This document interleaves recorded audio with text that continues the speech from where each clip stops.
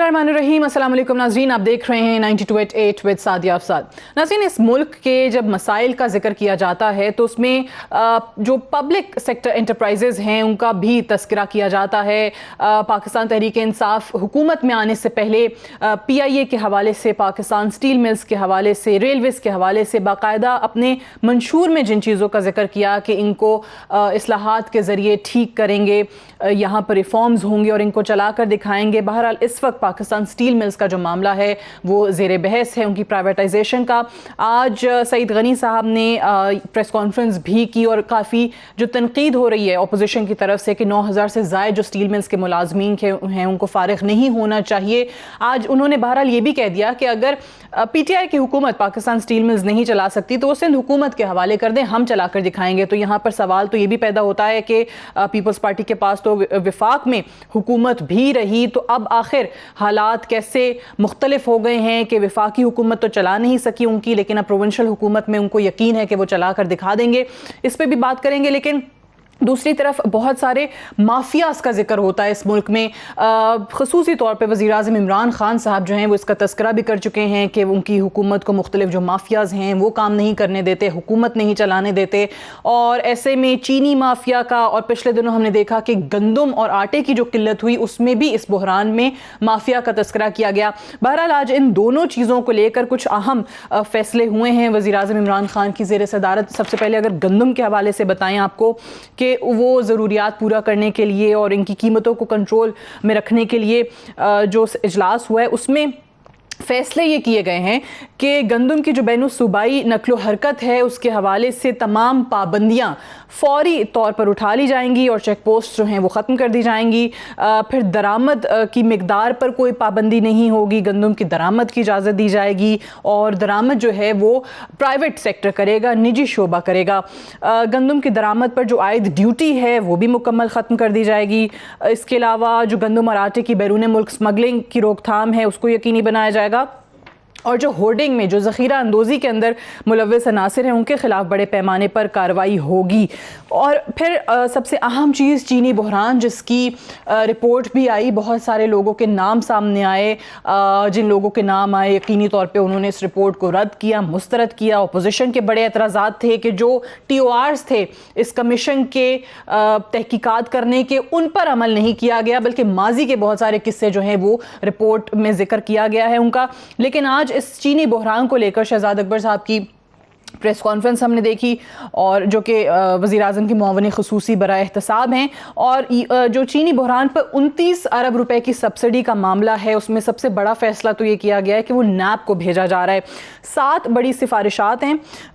एक तो ये जिस तरह आपको बताया कि जो शुगर मिल्स को सब्सिडी मिली हैं उनकी तहकीकात वो कह रहे हैं कि NAB के हवाले कर दी जाएंगी। Income tax, sales tax fraud और बेनामी लेन देन की तहकीकात FBR करेगा। मुसाबकती कमीशन जो है वो कार्टेलाइजेशन की तहकीकात करेगा कि आया ये जो माफिया है एक चीनी का ये है, इसको मज़ीद इन्वेस्टिगेट करेगा। बरामदात और कर्ज माफ़ कराने वालों की छानबीन जो है वो स्टेट बैंक ऑफ पाकिस्तान के हवाले कर दी जाएगी। कॉर्पोरेट फ्रॉड की तहकीकात FIA सिक्योरिटीज़ एक्सचेंज कमीशन जो है वो करेगा। मुबैना जाली बरामदात और मनी लॉन्ड्रिंग की जो तहकीकात हैं वो FIA के सपुर्द कर दी जाएंगी। और इसके अलावा जो सूबाई कवानीन की खिलाफ वर्जी है वो NAB के जो सूबाई महकमे हैं उनको दे दी जाएंगी। यानी कमोबेश जो इस मुल्क के इदारे हैं, तमाम ही अहम इदारे, उनको अपने काम पर लगा दिया। और इससे भी बड़ी बात यह कि 20 से 25 साल की जो सब्सिडी है उन्होंने कहा कि उनकी तहकीकात का रेफरेंस जो है दायर किया जाएगा। 1985 से तहकीकात जो हैं वो की जाएंगी। इन्हीं तमाम चीज़ों के हवाले से बात करते हैं। पहले तो मेहमानों का तारुफ करवा दूँ। हम joined by a distinguished panel of senior analysts with me today. Mubashar Lukman साहब हमारे साथ मौजूद हैं, जनरल एजाज अवान साहब हमारे साथ मौजूद हैं और मुजाहिद बरेलवी साहब मौजूद हैं। आप तीनों को प्रोग्राम में खुशामदीद कहते हैं, बहुत शुक्रिया। मुजाहिद बरेलवी साहब, चलें आपके तज्ज़िये से आगाज़ करते हैं। ये चीनी बहरान वाला मामला, सबसे पहले तो ये कहा गया कि 1985 से آغاز کیا جائے گا ان تحقیقات کا جنہوں نے چوری کی ہے. نیب اس معاملے کو دیکھے. نیب کے حوالے سے آلریڈی اعتراضات مختلف پولیٹیکل پارٹیز کے آتے رہتے ہیں, لیکن اوبویسلی اگر حکومت کی بات کریں تو حکومت نے ابھی کے جو معاملات ہیں ان کو دیکھنا ہے. جو حالیہ چینی بحران تھا اس کی انویسٹیگیشن کا کہا گیا, فیوچر کا تعین جو ہے وہ کرنا ہے. آپ کے خیال میں یہ درست فیصلہ ہے کہ 1985 سے آپ جو ہیں وہ شروع کر دیں تحقیقات, عوام کو پھر یہ نہ ہو کہ ایک نئی ٹرک کی بتی کے پیچھے لگا دیا جائے؟ سادیہ, ایک تو ہمارے جو مبشر بیٹھے ہیں یہ اس معاملے میں بہت ماہر ہیں. انہوں نے بڑے بڑے انکشافات اپنے زمانے میں کیے جب یہ ٹی وی پہ آتے تھے. باقاعدہ تھدے لے کے آئے, پروف دیا, کیسز بنے خود ان پر بھی, اور خاص طور پر کیونکہ یہ ایک میڈیا کے ایک حلقے کی طرف آتے تھے تو اس کا الگ پریشر ہوتا تھا. تو یہ انہوں نے سب کچھ کر کے دیکھ لیا اور اب بڑے سکون سے بیٹھ گئے ہیں. اور ہم لوگ بھی یہ برسوں سے کرتے چلے آئے ہیں. یہ جو ہم اعداد و شمار بناتے ہیں یہ ہوتے ہیں. بنیادی بات یہ ہے سعدیہ کہ ہم نے یہ جو نیب جسے آپ کہہ رہی ہیں, مثلا میاں صاحب کے ساتھ ایک بہت بڑے بیوروکریٹ ہوتے تھے فواد, وہ باعزت کو 1.5 سال جیل میں رہے, بعد میں رہا ہو گئے. ایک ایک کر کے جو آپ اربوں روپے کے جن لوگوں پہ 2 سال میں الزام لگاتے رہے, اس میں کوئی کنوکٹ نہیں ہوا. پھر جو آپ رپورٹیں بتا رہی ہیں, ہم لوگ تو ماضی میں اس زمانے سے پڑھ رہے ہیں, کوئی غالباً 400-450 رپورٹیں ہیں. یا تو حمود الرحمان کمیشن تک پھر رپورٹ پر قبضہ وہ نہیں ہوا جس میں یحییٰ خان نے کیا نہیں کرا, سب ہمارے سامنے ہے. کس کس میں رپورٹ کا ذکر کروں کہ ان میں سے کسی رپورٹ پر کیونکہ عمل درآمد نہیں ہوا, اس لیے ہم جیسے لوگ سمجھتے ہیں یہ اعداد و شمار کا گورکھ دھندا ہے, سبسڈی. مجھے تو نہیں پتا چینی کیا ہوتی ہے. بات یہ ہے کہ نیب کی کارکردگی مثلا پچھلے شاید 150 ارب روپے 160 ارب روپے انہوں نے کیے ہیں. کہنے کا میرا بنیادی مقصد یہ ہے کہ ہم اور آپ جو بحث موبائل کرتے ہیں نا, یہ جو ہم بھی اسی میں پڑ جائیں گے اعداد و شمار میں, ہمیں پوچھنا یہ ہے کہ نیب اور یہ جو ادارہ اس سے پہلے بھی مختلف ناموں سے رہا, انہوں نے اب تک کتنی ریکوری کری, کتنے لوگوں کو کنوکٹ کیا. اور میں یقین سے کہہ سکتا ہوں کہ جب خود پرائم منسٹر کی کیبنٹ میں مبشر الرحمان کے دوست یہ بیٹھے ہوئے ہوں, میں پھر لے لوں گا خسرو بختیار کسی اور کا نام ہے, ان کے بھائیوں وغیرہ کا, یا ترین صاحب وغیرہ کا, جب وہ خود بیٹھے ہوں گورنمنٹ میں, پہلے تو انہیں یہ کرنا چاہیے تھا ان لوگوں سے ریزائن لیا جاتا. ہمارے یہاں یہ ہے کہ بڑے بڑے اربوں روپے کے الزام لگتے ہیں, پھر ہم اس کو کنٹروورشل بنا دیتے ہیں, لوگ ہم بھول جاتے ہیں. میں ان سے معلوم کرنا چاہتا ہوں کہ جناب آپ نے آج تک کنوکٹ ہی نہیں کیا, جب آپ نے کنوکٹ ہی نہیں کیا, یا مزید کاروائیاں کبھی فروٹفل ہو سکتی ہیں. ٹھیک ہے, میں یہ مبشر الرحمان صاحب آپ کا انہوں نے ذکر کیا کہ ابھی آپ سکون میں بیٹھے ہیں, چلیں اس ٹائم کا ذکر کر لیتے ہیں کہ جب آپ سکون میں نہیں تھے, تھریٹس تھے, اور کافی جس طرح مجاہد بریلوی صاحب نے بھی ذکر کیا کہ you have been working on all these things. آپ کو کیا سمجھ میں آ رہا ہے کہ آج یہ جو تمامی ادارے, NAB, F B R, State Bank of Pakistan, مسابقتی commission, securities and exchange commission, FIA, تمامی اداروں کو اس چیز کے پیچھے آج جو لگانے کا فیصلہ ہوا ہے, یہ کوئی فروٹفل ثابت ہوگا؟ بات یہ, پہلے تو سعدیہ آپ کا شکریہ, 92 کا شکریہ کہ آپ لوگوں نے پروگرام میں لیا. میں آپ کو ایک بات بتاؤں کہ کمیشن بنا تھا, اس کمیشن نے ایک finding they the, us finding کے اوپر ایک FIA کی کمیٹی بنی, اس نے اس کے اوپر انویسٹیگیٹ کرنا تھا. وہ انویسٹیگیٹو رپورٹ آ گئی اور وہ ساری فائنڈنگ آ گئی. FIA نے بتا دیا آپ کو کس نے کرائم کیا کس نے نہیں کیا. تو اب آپ جو ادھر ادھر ہر ایک کو دے رہے ہیں, آپ کو چاہیے تھا چارج شیٹ بنا کے کورٹ میں لے کے جائیں, سیدھا سیدھا ختم ہو گئی بات. آپ کیوں یہ 8 اداروں کا ٹائم ویسٹ کر رہے ہیں اور پیسہ ضائع کر رہے ہیں؟ میرا مطلب ہے, اور انکوائری کیا ہوتی ہے؟ جب کمیشن نے انکوائری دے دی, FIA نے انکوائری دے دی, تو اب تو کورٹ میں جائیں, یا پھر آپ کے نیب کو یا FIA کو, ان دونوں کے کورٹس ہیں کہ بھئی تم لوگ لو اور اب اس کی منطقی انجام تک پہنچاؤ. ہو یہ رہا ہے, اور اس پہ جو لوگ ذمہ دار ہیں ان کا ریزائن لینا بڑا ضروری تھا. جیسے بریلوی صاحب نے کہا, بڑے منجے ہوئے اصل میں سینئر تجزیہ کار ہیں, وہ ان کو ایک ایک باریک بینی کا پتہ ہے کہ عثمان بزدار کا سب سے پہلے پہ نام آتا ہے CM کا, جس نے وہ دی سبسڈی. پہلے تو اس کو سائڈ پہ کرتے, اسے کہتے اپنے اوپر تحقیقات بکتو, اور پھر جو ہم شہباز شریف سے مطالبہ کرتے تھے, جو ہم نواز شریف صاحب سے مطالبہ کرتے تھے, ان ساروں سے بھی ہم, یوسف رضا گیلانی صاحب سے, راجہ پرویز اشرف سے, ان ساروں سے بھی ہم یہی مطالبے کرتے تھے جب یہ لوگ گورنمنٹ میں تھے کہ بھئی آپ ریزائن کریں, کیونکہ اگر آپ اوپر ہیں تو تحقیقات صحیح نہیں ہو سکتی. سائن کس نے کیا؟ چیف منسٹر نے کیا. سائن کس نے کیا؟ چیئرمین ECC نے کیا. تو بھائی ان کو تو پہلے سائڈ پہ کریں, رزاق داؤد کو اور جو بھی ہیں وہاں پہ اور یا تھے اس وقت, اور چیف منسٹرز کو, اور پھر اس کی تحقیقات آپ دیں نیب کو. اس میں کیا دیر ہے؟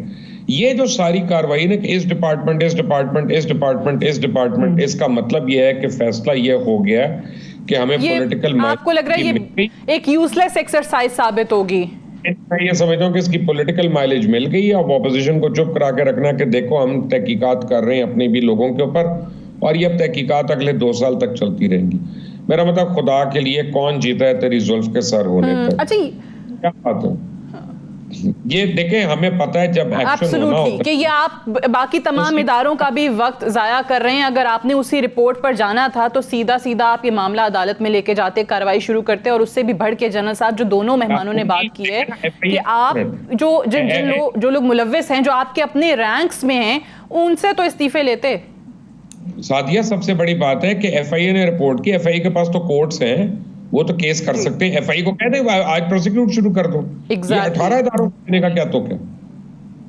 بالکل جی. اس کا مطلب ہے کچھ نہیں ہونا.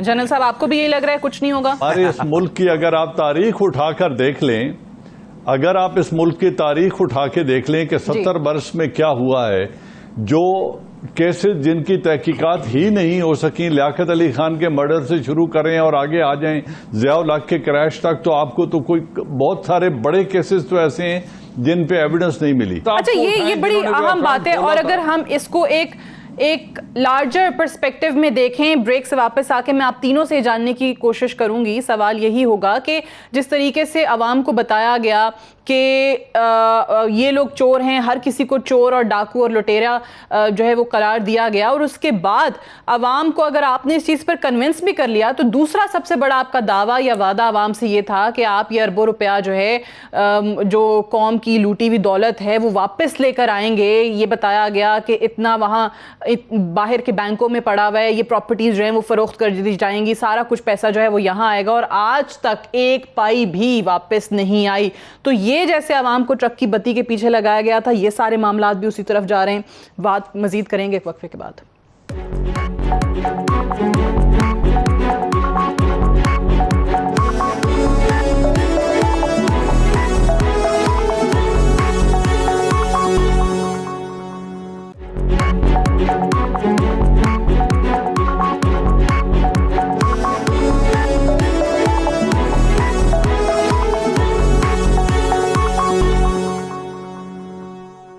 Welcome back. پروگرام میں ایک بار پھر سے خوش آمدید. مجاہد بریلوی صاحب، نیب کا آپ نے ذکر کر دیا بریک پہ جانے سے پہلے جو آپ اپنی بات کر رہے تھے.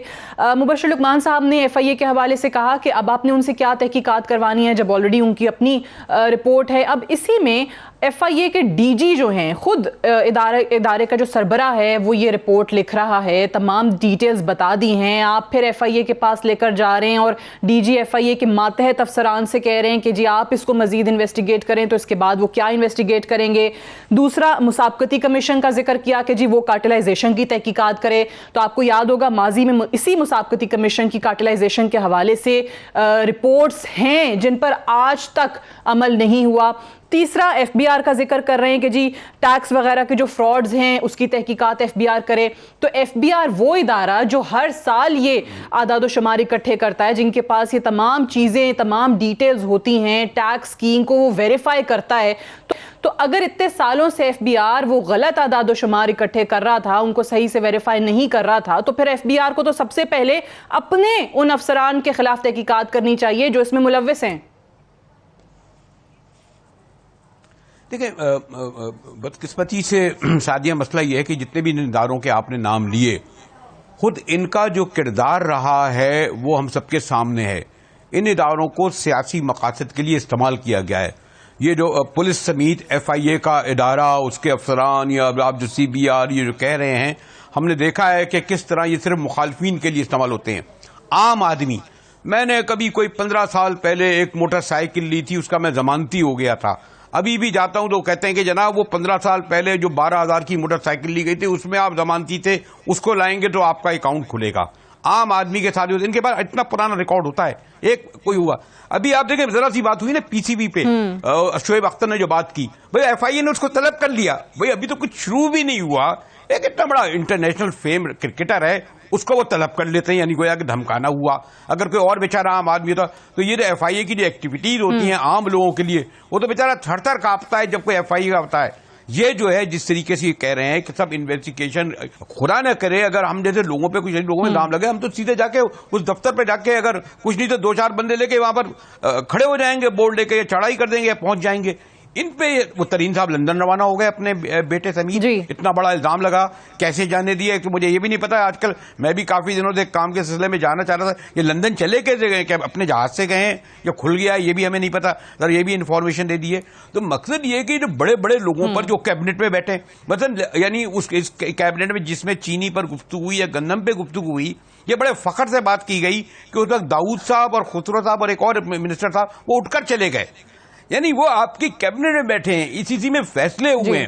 اور مجھے افسوس اس لیے ہوتا ہے کہ چاہے ہم لوگ ہوں، یعنی اس کا جواز انہوں نے دیا کہ ہم تو اس کے مقابلے میں عمران خان سے مورلی اخلاقیات کو اخلاقی طور پہ ہمارا بیٹھنا وہاں درست نہیں تھا کیونکہ ہمارے نام آ رہے تھے اس لیے ہم چلے گئے. جی ایون میں ہوا یا مبشر ہوئے، بہت سارے ایسے انٹلیکچوئل یا صحافی ہوئے، ہم نے بیکاز کیونکہ پاکستانی عوام اتنا سفر کر چکے تھے ان پارٹیوں کے ہاتھوں کہ خان صاحب کے ساتھ ہم جا کے اسٹیٹ پر تک یعنی بہت سارے لوگ چلے گئے. ہم اپنے پروفیشن سے ہٹ کر بھی مجھے لگتا ہے یہ افسوس ہوتا ہے کہ ہماری غلطی، ہم وہاں تک گئے صرف اس لیے کہ عمران خان کی شکل میں ایک تبدیلی دیکھ رہے تھے کہ انہوں نے خدمت کی ہے اور یہ ہمیں اچھا ریکارڈ دیں گے. لیکن آج آپ دیکھیں نا جو 50 کی کیبنٹ بیٹھی ہے ان میں بیشتر وہی ہیں. ارے بھائی نہیں آتے اقتدار میں آپ اس سال تو کیا فرق پڑ جاتا، حکومت تو ویسے ہی چل رہی ہے. بتائیں کس جگہ آپ تبدیلی دکھ رہے ہیں سوائے ان خبروں کے کوئی خاص فرق نہیں. کرپٹ لوگ آپ کی کیبنٹ میں بیٹھے ہیں، آپ کے معاونین میں بیٹھے ہیں، آپ کے مشیروں میں بیٹھے ہوئے ہیں. یہ جو آپ نے ذکر کیا جہانگیر ترین صاحب کا، اس پہ پہلے مبشر لقمان صاحب کہ وہ جو آج پوری پاکستان مسلم نون نے بھی تنقید کی کہ نیب آپ بار بار کر رہے ہیں، ابھی بھی کہہ رہے ہیں کہ نیب کے پاس یہ معاملہ جائے 1985 سے دیکھے، وہ تحقیقات کرے. تو وہ کہہ رہے ہیں کہ نیب کو پتہ ہی نہیں چلا، باقی تو سب پتہ ہوتے ہیں، لوگوں کو اریسٹ بھی کر لیتے ہیں. اور یہاں جہانگیر ترین صاحب جو اس پورے اسکینڈل کے انہوں نے کہا کہ جی مرکزی ملزم ہیں اس رپورٹ کے مطابق، تو ان کو باہر جانے دیا. میرے ایک دفعہ ہائی کورٹ میں نا میری پاسپورٹ ہو رہی تھی ایک پروگرام کے سلسلے میں کہ کو بات کر دی ہے، تو ابھی میرا جواب کیونکہ داخل نہیں ہوا تھا، 24 گھنٹے کے اندر میرا نام ای سی ایل پہ بھی آ گیا اور میرے اساتذے بھی اپنا ان کی بھی تفصیلات مانگ لی، عدالت نے سب کچھ کر لیا اور میری بیوی کی، بچوں کی، ہر چیز کے اثاثے بھی مانگ لیے انہوں نے اور تفصیلات، اور محکموں کو لگا دیا اس کے اوپر. اور پھر جب میرا نام نکلا ای سی ایل سے تو اس کے بعد بھی مجھے، حالانکہ کورٹ آرڈرز کے باوجود مجھے کو 3 ہفتے لگ گئے اپنا نام نکالنے میں، اور وہ میں ایک دفعہ جب آیا ہوں تو مجھے پرابلم ہو گئی.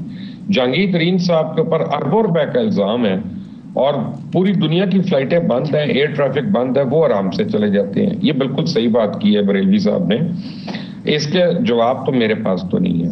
ایشو از کہ ہاؤ اینڈ وائی. یا تو ایف آئی اے نے جھوٹ بولا، اور اگر ایف آئی اے نے جھوٹ نہیں بولا تو اور آپ نے کارروائی کرنی تھی، آپ کم سے کم پاسپورٹ لے لیں ان تمام لوگوں کے جن کے نام آئے ہوئے ہیں، آپ وہ بھی نہیں کر رہے. تو پھر میرا مطلب ہے کہ یہاں پہ بیٹھ کے ہمیں یہ لگ رہا ہے کہ یار جنہوں نے پکڑے جانا تھا وہ تو باہر نکل گئے، اب ایک نام رہ گیا شہباز شریف کا. ٹھیک ہے، شہباز شریف کو آپ نے پکڑ لینا اور یہ کہہ رہے ہیں کہ چینی اس پہ کارروائی ہو رہی ہے، اگلوں کو بھی باری باری اب پکڑیں گے اور بلائیں گے. دیکھیں بات یہ ہے کہ کب تک ہم قانون کے نام پہ اس ملک میں لوگوں کے ساتھ یہ ظلم کرتے رہیں گے. ایک سیاہ فام شخص جو امریکہ میں جس کا قتل عام ہوا، دیکھیں اس کے اوپر آدھی دنیا کھڑی ہو گئی ہے، 40 ریاستیں امریکہ اور برطانیہ اور کچھ اور ممالک ہیں، ہیوج پروٹیسٹ ہو رہے ہیں. یا ماڈل ٹاؤن میں 100 افراد کو گولی پڑ گئی یار، اس رات کو جو ہے وہ ایم عالم روڈ کا کوئی ریسٹورینٹ خالی نہیں تھا. یہاں پہ اے پی ایس جیسا ہولناک واقعہ ہو جاتا ہے تو لوگوں نے اپنی شادیاں نہیں ملتوی کی، ڈیلے نہیں کی. یہ ہمارا نیشنل کیریکٹر اب بن گیا ہوا کہ جب تک مجھے افیکٹ نہیں کر. یہاں پہ آپ یہ دیکھیں کہ پی آئی اے کے کریش میں 90 افراد جو ہے وہ جہاں بحق ہو جاتے ہیں. تو بات ہم سوشل میڈیا پہ کیا کر رہے ہیں کہ ایک عورت ہے اس نے مانسہرہ میں ایک ناکہ توڑ دیا، یا 2 عورتوں کی گھریلو لڑائی ہے، اس کے اوپر کون کامنٹ کر رہا ہے کون نہیں کر رہا ہے. یہ ہمارا اب انٹلیکچوئل لیول ہو گیا اور کیریکٹر کا لیول ہو گیا. جس دن تک پاکستانی قوم یہ فیصلہ نہیں کرتی کہ ہم نے اپنے آپ کو لوٹنے والوں کا احتساب نہیں کرنا، اس دن تک تو یہ احتساب نہیں ہوتا. اور اگر پاکستانی قوم ڈکوسٹوں میں ہی آ کے یعنی میں اس وجہ سے کہ جناب اب میں میاں صاحب کی میں نے مخالفت کی، تو اب کیونکہ ساری عمر میں نے مخالفت کی تو اب میں ان کی کسی اچھائی کا بھی میں ذکر نہیں کر سکتا، تو یہ بہت ہی بڑی غلط بات ہوگی. یا عمران کی اگر مجھے صرف اچھائیاں نظر آئیں تو اب اگر کوئی کمزوری ہے اس کا میں ذکر نہ کروں تو وہ بھی بہت بڑی بددیانتی ہوگی. Fact of the matter is coming back to your question, یہ اوپر فیصلہ ہو گیا کہ ان کو کچھ نہیں کہنا شوگر کارٹیل کو، اور یہ اب لمبا کیس 1 2 3 سال تک چلنا اور اس کے بعد سب نے باعزت بری ہو جانا. So it's just an eyewash بس، اور کچھ بھی نہیں ہے، جو آپ نے شروع میں ہی کہہ دیا تھا کہ کچھ بھی نہیں ہوگا.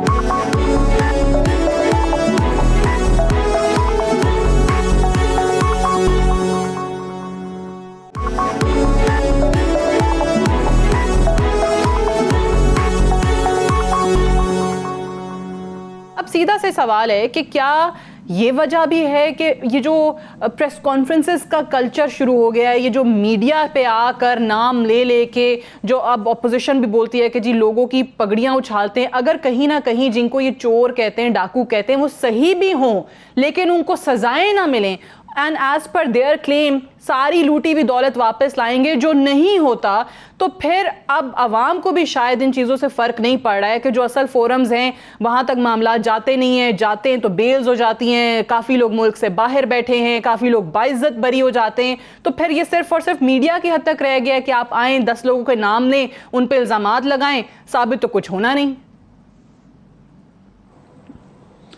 سعدیہ، انفارچونیٹلی 22 کروڑ عوام بالکل بے حسی اور نا امیدی کا شکار ہیں اور ہو چکے ہیں، مکمل طور پر پورے سسٹم سے نا امید ہو چکے ہیں، لیکن ان میں اتنی مورل کریج نہیں کہ وہ بھی آواز اٹھائیں. کاغذات کے انبار لگے ہوئے ہیں یا ریکارڈ جلا دیا جاتا ہے. دیکھیں اس ملک میں سیال کوٹ میں 80 بندوں نے 2 بھائیوں کو ڈنڈے سے قتل ہوتا دیکھا، کسی کو غیرت نہیں آئی کہ جا کے ان کا ہاتھ روکے کہ یہ انسانیت تو ظلم کیوں کر رہے ہو. نقیب اللہ مرڈر ہوا اور جس پہ الزام لگا سابقہ صدر کہہ رہا ہے بڑا اچھا بچہ ہے، تماشا دیکھیں گے کھڑے ہو کے، زیادہ تماشبین ہو چکے ہیں. اس ملک کا وزیر اعظم ملک کی وزیر اعظم کا بھائی قتل ہوتا ہے، وہ مجرم نہیں پکڑ سکتی. صدر پاکستان کی بیوی قتل ہوتی ہے، وہ مجرم نہیں پکڑ سکتی، نہیں پکڑ سکا اپنی بیوی کے قاتلوں کو. جو مجرم ہوتا ہے اگر اس میں یہ کوالٹیز ہوں کہ وہ باکردار ہے، وہ شرم و حیا والا ہے، وہ غیرت مند ہے، تو وہ جرم کیوں کرے گا؟ وہ اپنے بچوں کے پیٹ میں حرام کیوں ڈالے گا؟ یا اس کو اپنی کمائی پہ شرم آتی ہو یا اپنی جائیداد پہ، تو وہ جرم کیوں کرے گا؟ بات مختصر یہ ہے سعدیہ، یہ 1200 لیچز ہیں، MPs and MNAs, electable leeches, جو اس ملک کا خون چوس چوس کے خود موٹی ہو جاتی ہیں. ملک جس کا خون چوستے ہیں وہ کمزور ہو رہا ہے، ان کے اثاثے بڑھ رہے ہیں، ملک ذلیل سے ذلیل تر ہوتا رہا ہے. آج اسے اپنے نیشنل انٹرسٹ پہ بھی اس لیے کمپرومائز کرنا پڑ رہا ہوگا کہ وہ کمزور ملک ہے، وہ اپنے نظریاتی اور جغرافیائی سرحدوں کا حفاظت یا کو چیلنج کو اس لیے نہیں روک سکتا طاقت سے کہ وہ ایک معاشی طور پہ کنگال اور کمزور ملک ہے. تو یہ ہے اس ملک کی بدقسمتی کی کہانی، جس کی وجہ سے اب لوگ بھی جو ہیں انہی کرپٹ جو الیکٹیبلز کے آگے غلام بنے ہوئے ہیں، کیونکہ اداروں کو انہوں نے اپنی گرفت میں لیا ہوا ہے. جو آپ نے اس ملک کے اداروں کو جو وائٹ ایلیفینٹس بنا دیا ہے، ان کی ذرا بات کرتے ہیں، جس میں پاکستان سٹیل ملز کا ذکر آج کل ہو رہا ہے. مجاہد بریلوی صاحب، 2015 سے ملز جو ہے وہ بند پڑی ہوئی ہیں، لیکن سندھ حکومت کی طرف سے آج آفر کی گئی ہے، سعید غنی صاحب نے پریس کانفرنس میں کہا ہے کہ سندھ حکومت جو ہے وہ یہ چلا کر دکھا دے گی. تو کیسے سرکمسٹانسز اور سچویشن تبدیل ہو گئے کہ پیپلز پارٹی اس ٹائم پہ تو نہیں چلا سکی تھی جب وفاق میں حکومت تھی؟ دیکھیں ایک تو سعدیہ، میں جب جنرل قیوم صاحب جو سینیٹر ہیں، جب یہ بنائے گئے اسٹیل مل کے چیئرمین، غالباً 2004-05 کی بات ہے، اور شاید آپ کو ابھی تک میں تو ریکارڈ نہیں رکھتا، 5-6 ڈاکومنٹریز میں نے وہاں جا کے اسٹیل مل کی بنائی، اور اس وقت میں وہ ڈاکومنٹری آپ کو بتائیں گی کہ کیپیسٹی 21 لاکھ ٹن تک تھی، جو ہم نہیں کر سکے تھے، لیکن 11 لاکھ टन और कोई 11.5 लाख टन वो दे रहे थे, मुलाजमीन को तनख्वाहें मिल रही थी, अलाउंसेस मिल रहे थे। मैंने अपनी आंखों से कराची में एक बार नहीं कई बार जाके डॉक्यूमेंट्री बनाई, दिखाया कि कितना वो स्टील मिल, क्योंकि उन्होंने ये करा था कि वो जो मादी में सियासी लोग भर्ती हुए थे उन्हें निकाला, कोई अपना रिश्तेदार नहीं लाए। उन्होंने उस यूनियन को जो कभी अपने नाम के साथ पीपल्स लगा लेती है, कभी वो एमकेएम का महाजिर लगा लेती है या कभी लीग लगा लेती है, उनको फारिग किया और वो चल के दिखाया। यानी 28 अरब, शायद मैं अगर फिगर में कमजोर हूं, वो मुनाफा बाकायदा 2008 में दिखाया गया। उसके बाद जनाब ये जब दोबारा बदकिस्मती से पीपल्स पार्टी की गवर्नमेंट आई और फिर नवाज शरीफ की गवर्नमेंट आई, तो वो लॉसेस 200 अरब तक पहुंच गए। और वजह यही है कि वो यूनियनें जिनके नाम के साथ पीपल लगा था या लीगल लगा था, वो इसके बादशाह बन बैठे। सैकड़ों की तादाद में इन्होंने लोगों को भर्ती किया, उन बेचारों लोगों को निकाल दिया कि जो उसमें काम कर रहे थे। मालिका जो उसके सरबराहान वो लोग लगाए जो इनके तहीते थे। कहाँ कमीशन जिस तरीके से स्टील मिल और पीआईए को बर्बाद किया, हमने अपनी आंखों से देखा है। यानी इन्हें हमने अच्छी हालत में भी देखा। स्टील मिल की तो आपको मिसाल देख रहा हूँ, गालमन सबसे ज्यादा मैंने उसमें डॉक्यूमेंट्री बनाई और मैं आपको चाहिए, ठीक है वो आपने काम किया, डॉक्यूमेंट्रीज बनाई, आप जिक्र कर रहे हैं, लेकिन इस वक्त ठीक है, अब वो 2006 में ऑब्वियसली लोग जिक्र करते हैं जो उस वक्त चीफ जस्टिस इफ्तिखार मोहम्मद चौधरी ने मना कर दिया था, प्राइवेटाइजेशन नहीं होने दी थी, हालांकि उस टाइम पे प्रॉफिट में था मामला। लेकिन मुबश्शिर लुकमान साहब, लास्ट कमेंट आपकी तरफ से इस पे, क्या प्राइवेटाइजेशन ही वाहिद इस वक्त सोल्यूशन है? और तो कोई आपके पास सोल्यूशन नहीं है। वैसे एक राय है मेरी कि सिंध हुकूमत इतना चाह रही है उसको चलाना, तो बिड कर और उसको खरीद ले और चला ले, और उनमें से एक भी आदमी को ना फायर करे। 120 बिलियन उनका रेवेन्यू है हर साल का, जो सिंध रेवेन्यू बोर्ड कलेक्ट करता है, वो उसमें से बहुत कम देना पड़ेगा। ले लें स्टील मिल, 5 साल की पेमेंट पे ले लें, हुकूमत को वैसे ही दिलवा देंगे, और वो ना फारिग होने देना, किसी को चला लें उस तरह। बातें करना और बात है, और जो है ना काम करना और बात है। इनको पता भी नहीं है, अलिफ बे तो पता नहीं है कॉर्पोरेट वर्ल्ड की। बिल्कुल ठीक। ये आई है अपना स्टील मिल चलाने के लिए। ये प्राइवेट लिमिटेड कंपनियां चला ले तो बड़ी बात है, स्टील मिल चला लेंगे यार, कोई बात हुई? ठीक है, राइट। बहुत शुक्रिया मुबश्शिर लुकमान साहब, जनरल एजान साहब, मुजाहिद बरेलवी साहब। ब्रेक लेंगे और ब्रेक से वापस आएंगे तो हम इंडिया चाइना स्टैंड ऑफ की बात करेंगे, जो कि लाइन ऑफ एक्चुअल कंट्रोल पे इस वक्त हमें नजर आ रहा है। कुछ मुज़ाकरात हुए हैं, उनकी क्या कहानी है वो भी आपसे शेयर करेंगे एक वक्फे के बाद।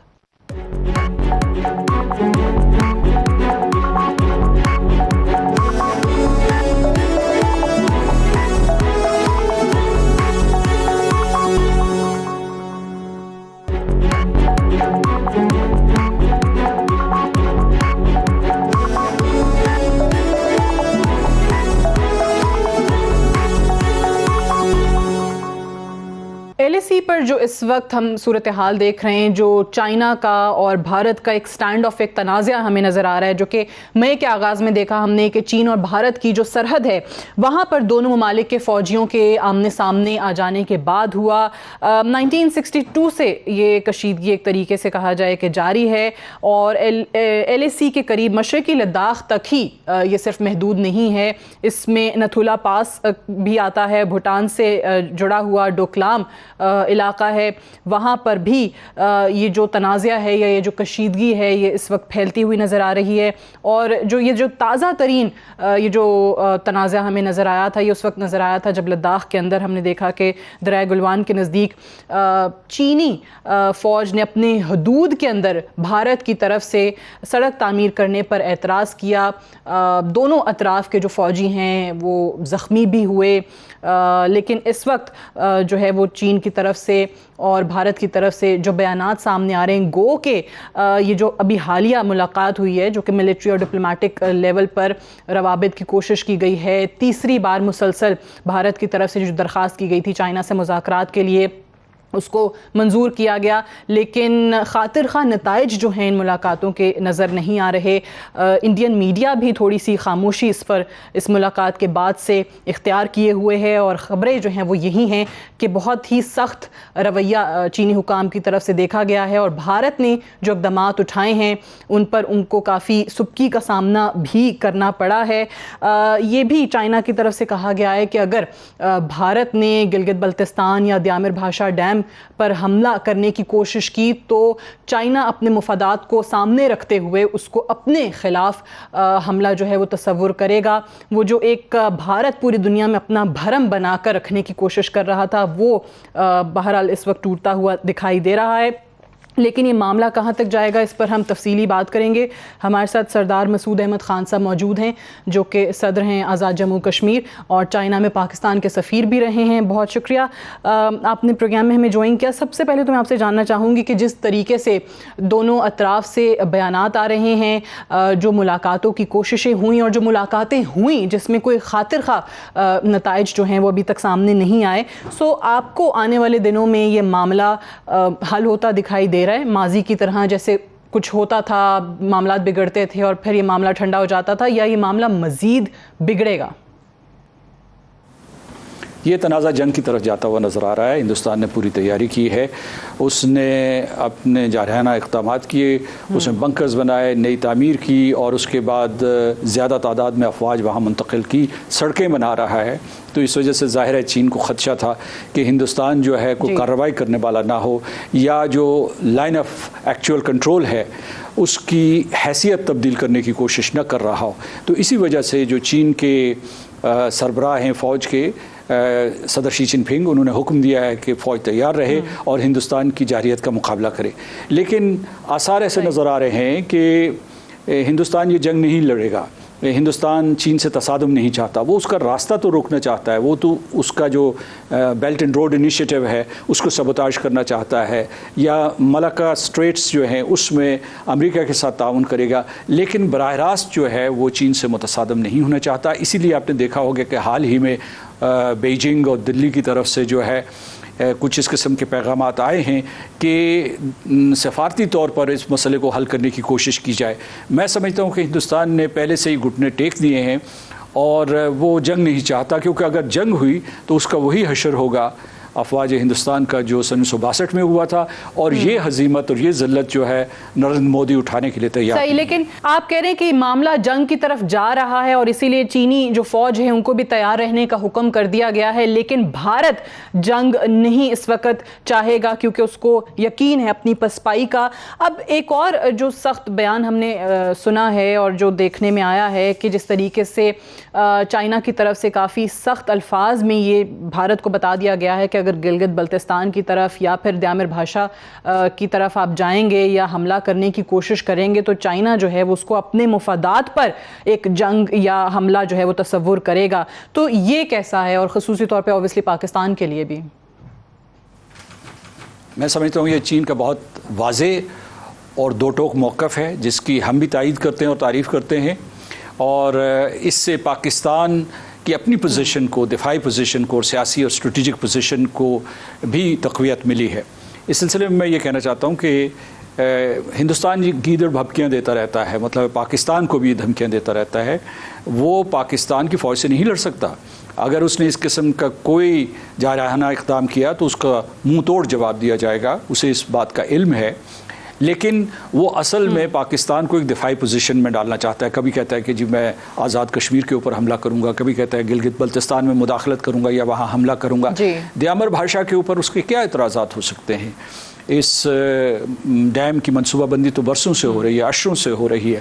لیکن چین نے جو یہ کہا ہے اس نے بھی یہ پیغام واضح طور پر بھیج دیا ہے کہ اگر ہندوستان جو ہے بیلٹ اینڈ روڈ انیشیٹو یا چین پاکستان اقتصادی راہداری کو سبوتاژ کرنے کی کوشش کرے گا یا اس کے اوپر کسی قسم کا حملہ کرنے کی کوشش کرے گا تو چین پاکستان کے ساتھ کھڑا ہے.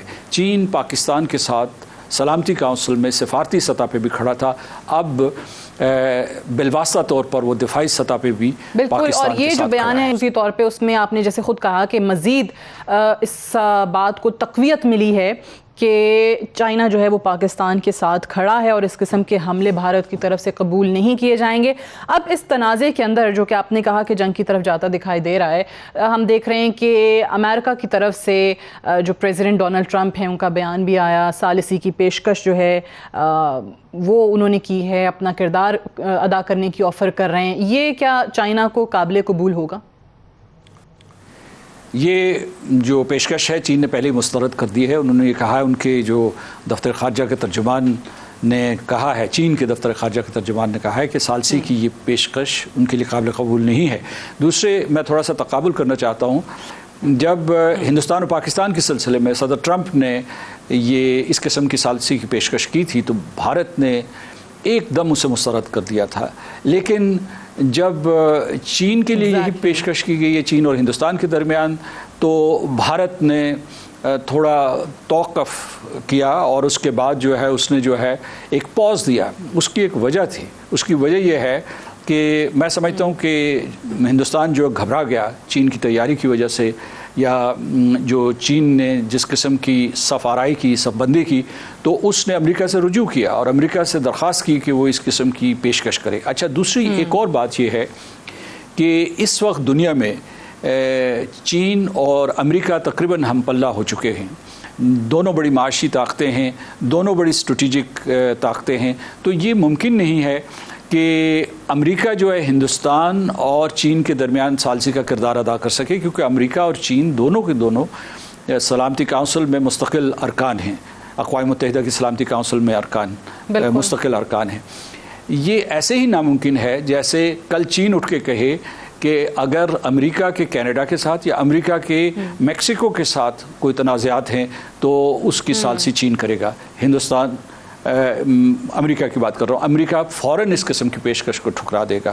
تو میں نہیں سمجھتا کہ چین اور ہندوستان کے درمیان جو بھی تنازعات ہیں اس میں امریکہ کسی قسم کا کوئی کردار ادا کر سکتا ہے، بلکہ اقوام متحدہ کی سلامتی کونسل بھی اس سلسلے میں بے بس ہو۔ کردار جو ہے وہ ادا نہیں کیا جا سکتا، اور آپ نے صحیح پوائنٹ آؤٹ کیا کہ جب کشمیر کے معاملے پر امریکہ کی طرف سے پیشکش کی گئی تھی تو بھارت نے اس کو یکسر مسترد کر دیا تھا، اور اب اس معاملے میں جو ہے شاید وہ چاہے کہ ہو، لیکن چین کی طرف سے دو ٹوک موقف آ گیا ہے۔ اب یہ جو ملاقات ہوئی اس میں ہم دیکھ رہے ہیں کہ بہت ایک معذرت خواہانہ جو بھارت کی طرف سے رویہ تھا، جس طرح یہ کہا گیا کہ جو لداخ ریجن ہے اس کا سٹیٹس جو ہے وہ پہلے والا بحال کر دیا جائے، جو پہلے چائنا کے پاس علاقے تھے وہی رکھے جائیں، جو بھارت کے پاس پہلے تھے وہ واپس کر دیے جائیں، جس پہ ہم نے دیکھا کہ کافی سخت دو ٹوک موقف آیا، اور یہ جو مطالبہ تھا بھارت کا اس کو بھی مسترد کیا گیا۔ سو یہ جو تمام اقدامات ہیں، کیا آپ کو لگ رہا ہے کہ اس سے مزید یہ مؤثر انداز میں چائنا اپنا جو خطے کے اندر اثر و رسوخ ہے یا کنٹرول ہے وہ ثابت کرنے میں کامیاب ہوا ہے؟ میں نہیں سمجھتا کہ چین کے کسی قسم کے ہیجمونک عزائم ہیں، یعنی چین یہ نہیں ہے کہ وہ ہندوستان کو دھمکانا چاہتا ہے، اصل میں ہندوستان بے قابو ہوا ہے۔ ہندوستان پاکستان کو آئے دن دھمکاتا رہتا ہے، اس کے علاوہ کشمیر میں اس نے ایک ظلم کے نئے باب کا آغاز کیا ہے، کشمیریوں سے ان کی زمین چھین رہا ہے، ان کے حقوق چھین رہا ہے، ان کی رہائش چھین رہا ہے، ان کی سکونت چھین رہا ہے، 9 لاکھ فوجی وہاں کشمیریوں کا قتل عام کر رہے ہیں۔ نیپال کے ساتھ ہندوستان نے تعلقات خراب کر دیے ہیں، سری لنکا کے ساتھ، بنگلہ دیش کے لوگوں کے ساتھ جو ہے باقاعدہ متصادم ہو گیا ہے ہندوستان سے ہماری مراد ہے بھارتیہ جنتا پارٹی اور راشٹریہ سوائم سیوک اور ان کے انتہا پسند حلیف۔ تو یہ ہے کہ بھارت کی قیادت، انتہا پسند قیادت اس وقت بدمست ہوئی ہے، تو اس کو روکنے کے لیے اور اپنے مفادات کے تحفظ کے لیے چین نے یہ پاسچر لیا ہے، اور اس سے تھوڑا سا ایک اثر پڑا ہے کیونکہ ہندوستان تھوڑا ٹھنڈا پڑا ہے، لیکن مجھے اس میں خطرہ یہ ہے کہ ہندوستان چین کے خلاف تو کچھ نہیں کر سکے گا، لیکن اس کی قیادت جو ہے پاکستان کے خلاف کوئی فالس فلیگ آپریشن کر سکتی ہے، دہشت گردی کا کوئی ایسا جعلی واقعہ رونما کر کے پاکستان کے اوپر حملہ آور ہونے کے لیے، یا آزاد کشمیر یا گلگت بلتستان کے اوپر حملہ کرنے کے لیے کوئی ایک جواز مہیا کر سکتا ہے۔ وہ جواز درست نہیں ہوگا، لیکن ہم چکنے ہیں کیونکہ ہندوستان نے ماضی میں بھی اس قسم کی چائنا کے خلاف بھارت کچھ نہیں کر سکتا، لیکن پاکستان کے خلاف کوئی نہ کوئی ایسی کارروائی یا جو اپنے مضموم مقاصد ہیں ان کو پورا کرنے کے لیے کچھ نہ کچھ ایسی کوشش کی جا سکتی ہے بہرحال۔ لیکن جو چائنا کی طرف سے بیانات آئے ہیں دیامر بھاشا ڈیم کے حق کے حوالے سے، یا اس پر اگر بھارت نے کوئی حملہ کرنے کی کوشش کی، البتہ یہاں تک کہا گیا کہ اگر یہ معاملہ بین الاقوامی فورم پر بھارت کی طرف سے لے کر جایا جاتا ہے تو پھر اوبیسلی ہم دیکھیں گے کہ چین جو ہے وہ مزید اپنی اس قسم کا جو بھارت کا ایک مضموم ایجنڈا ہے اس کو اسی انداز میں پسپا کرے گا. اور لداخ ریجن کے اندر یہ چیز ہوتی ہے تو آپ اندازہ کر لیں کہ اس میں جو 7 مزید اسٹیٹس ہیں ان کے لیے کتنا نقصان دہ ہوگا اور وہاں پر صورتحال خراب ہو جائے گی. بھارت کو اپنے ان مقاصد کے حوالے سے ضرور سوچنا ہوگا. آج کے لیے اتنا ہی, مجھے اجازت دیجیے, خدا حافظ.